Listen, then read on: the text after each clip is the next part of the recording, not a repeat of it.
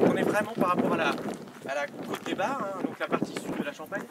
On est vraiment au centre de la côte des Bars. Et donc là on peut voir surtout l'extrémité d'Hérissé par exemple, qu'on connaît pour ses trois appellations, hein, le coteau champenois, le champagne et puis le rosé d'Hérissé. Et on le voit ici, c'est l'antenne qui est l'antenne ancienne antenne télé finalement qui est là-bas. Je ne sais pas si vous le voyez sur votre autobus, ça c'est l'extrême sud-ouest de la Champagne. Ça c'est l'antenne qui est là-bas, je ne sais pas si vous la voyez, qui est sur... Donc là c'est la limite de l'appellation Champagne. Ça voilà, c'est la limite sur le... En fait, sur la partie sud, vous avez plus après la Bourgogne, en fait, vous allez directement sur la Bourgogne. Donc et en direction de l'antenne, vous allez sur le Lyon et Chablis d'ailleurs derrière. Alors une partie du Châtillonnais et puis ensuite, à quand même ici de route, ça fait quand même 1h30, vous allez avoir Beaune, Dijon surtout, et puis après vous allez sur la côte de Beaune.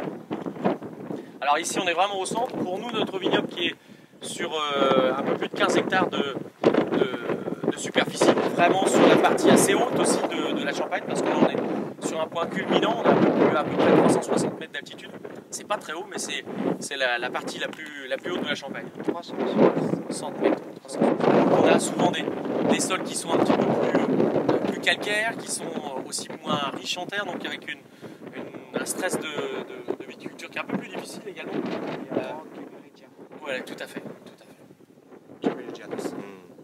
Voilà, et donc pour nous, on a la majorité des parcelles sur la continuité de ce coteau, et puis ensuite on va aller jusqu'à Essois, qui est la ville de Renoir, qui est un peu plus bas, qui est dans la vallée. Et alors ici encore, l'Aube en général, qui est un vignoble qui a été reconstitué après le phylloxéra, et puis après aussi les difficultés économiques des années du début du siècle, et puis aussi les problématiques de l'AOC entre la Marne et l'Aube, auquel l'appellation Champagne n'avait pas été incorporée, la partie de l'Aube au début. Donc finalement le vignoble avait été délaissé et tout a été, pas tout mais en gros a été replanté, retravaillé, surtout à partir des années 50, et donc le vignoble est un peu plus récent et les parcelles sont un peu plus grandes que sur la Marne, auquel il y a encore plus de morcellement sur la Marne. Voilà, donc ici c'est vraiment un terroir à pinot noir historiquement et par rapport. Et pour nous, on a environ 30% de notre appellation, de notre parcellaire qui est en chardonnay. Oui, c'est ça. Oui, on a un tout petit peu de meunier qui vont être sur les parcelles, les bas de parcelles. Et ça, c'est historique, c'est pas culturel en termes de vinification et de culture de plantation ici. Mais c'est un cépage qui est moins hâtif, le meunier, et donc qui est moins gélif. On est aussi sujet ici en Champagne au gelée de printemps, et donc vous avez très peu de meunier dans le secteur, mais il y en a souvent sur les bas de parcelles, les bas de coteaux, qui sont un peu plus gélifs. Jean a par exemple ce que nous on n'a pas, historiquement ça n'a pas été planté comme ça, mais un peu la même démarche, mais sur du pinot blanc. Il a aussi ce cépage qui est, je ne sais pas si vous en avez parlé, mais qui est assimilé au chardonnay, mais qui est un petit peu plus floral et qui est un peu moins gélif, et donc il plantait aussi un peu plus sur la vallée du pinot blanc. Parce que c'est vrai que je connais très bien Jean, et donc il y a une subtilité aussi sur ça. Il n'y a pas de souci. Il n'y a pas de souci. Non, on est sur ton plaisanterie. Oui, mais on est plus confrères et amis que concurrents.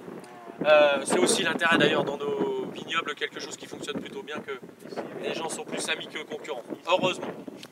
Donc voilà, l'intérêt aussi d'ici, c'est que vous avez un magnifique point de vue sur la côte des Bars. Vraiment, ça c'est... Alors, vous allez avoir des parcelles. Alors par exemple, vous avez une parcelle qui est juste en face, qui est en nouvelle plantation. Vous avez une parcelle qui est là-bas, qui est arrachée. Ça, c'est une de nos parcelles qui va être replantée. Ensuite, vous allez avoir les parcelles qui partent juste après la coupure. Également, vous avez une petite coupure où vous avez des parcelles qui vont être en plantation là, sur le coteau. Donc là, on a 5 hectares qui sont sur le coteau. Ah, vous voyez, ouais. On voit les grappes de pinot noir qui sont encore pas en fleurs. Hein. Ici, on n'est pas en floraison encore. À Bordeaux, par exemple, ils étaient en pleine fleur. Je pense que vous avez que dans le vignoble, ils étaient en pleine fleur. Nous, on estime qu'on sera les pinots noirs en fleurs dans une quinzaine de jours.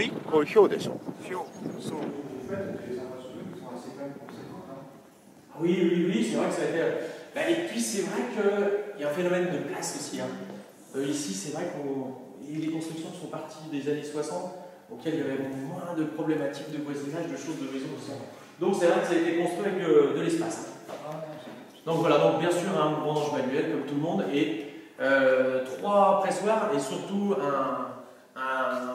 c'est un marmonnier, hein, ça c'est un type coquard, mais c'est un marmonnier, donc ça c'était construit à Lyon, et c'est des années 50, et qui est là depuis les années 60, c'est le premier pressoir qui avait été installé ici, qu'on utilise toujours. Hein.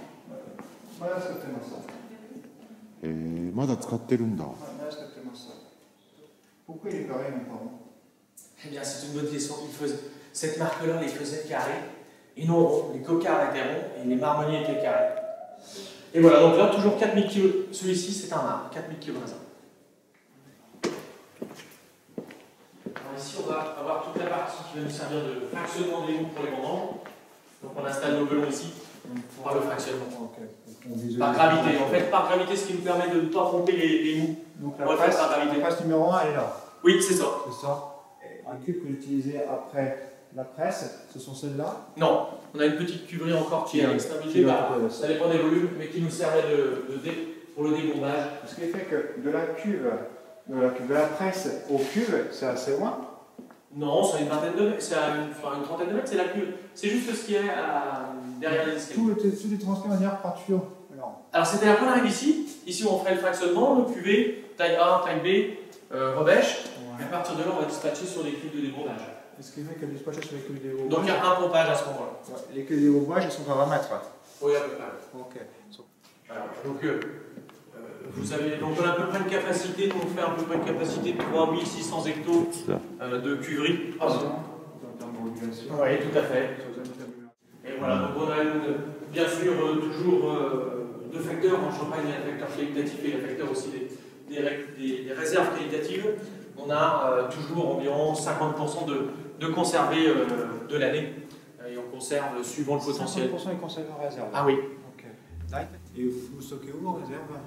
Eh bien, il y a des pinots noirs, des chardonnays, plus qu'il y a le plus de potentiel et qu'il y a besoin de vieillissement, on va être conservé.